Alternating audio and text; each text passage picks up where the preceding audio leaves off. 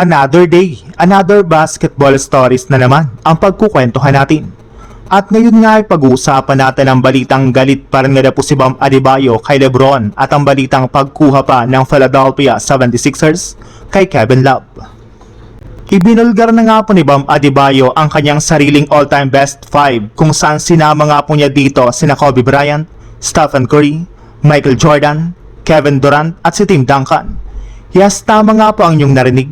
Mas pinili nga po ni Bam Adebayo na ilagay dito si Kevin Durant at i-chuper si Lebron. At dahil nga po sa kanyang ginawang ito ay marami nga po ang naniniwala na nakaapekto ang hindi pagpili ni Lebron sa Miami sa naging desisyon ni Adebayo. Kung inyo nga pong matatandaan, sinubukan nga pong kunin ng Miami Heat si Lebron sa free agency, sadyang nabigo lamang nga po sila sa pagkuha sa kanya matapos itong pumirma ng kontrata sa Philadelphia 76ers. Kaya may iilan na nga po ang naniniwala na hanggang ngayon ay galit pa rin nga po si Bam Adebayo sa naging desisyon na ito ni Lebron.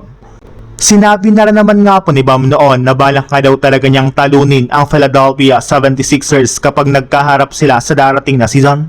Kaya kailangan nga daw po ng 76ers na paghandaan ang mga mangyayari sa kanilang magiging unang bakbakan sa regular season. Sa ibang balita naman, nagsimula na nga pong mag-ensayo si Kentavious Caldwell-Pope sa pasilidad ng Philadelphia 76ers kasama ang kanyang mga bagong teammate na sina Tyrese Maxey at maging si Lebron. Maaga na nga po nalang binubuo at pinapasulido ang kanilang chemistry bago magsimula ang kanilang kampanya. Hindi na rin naman nga po ito makapaghintay na makasama niyang muli sa loob ng court ang kanyang former teammate sa Lakers na si Lebron. Pero mukhang hindi lang naman nga po silang dalawa ang posibleng mag-reunite sa 76ers next season at sa mga susunod na taon. Dahil posible nga po na humabol pa sa kanila si Anthony Davis at maging ang dating teammate ni LeBron James sa Cleveland Cavaliers na si Kevin Love. Ayon nga po sa nalabas na balita ng isang NBA insider, isang big man nga daw talaga ang target na makuha ng Philadelphia 76ers sa free agency market ngayong offseason bilang bagong backup center ni Joel Embiid sa kanilang rotation. Para nga po sa mga hindi dyan nakakaalam, tapos na rin naman nga po ang kontrata ni Kevin Love sa Utah Jazz ngayong offseason, kaya isa na nga po siyang ganap na unrestricted free agent. Kaya pwede nga talaga siyang kunin ng 76ers kahit anumang oras sa mga susunod na araw.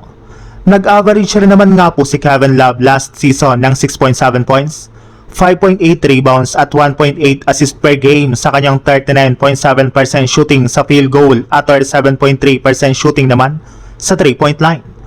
Alam na rin naman nga po nito ang laruan ni Lebron sa loob ng court, kaya mas magiging madali na nga po para sa kanya na maglaro kasama ito sa Philadelphia 76ers.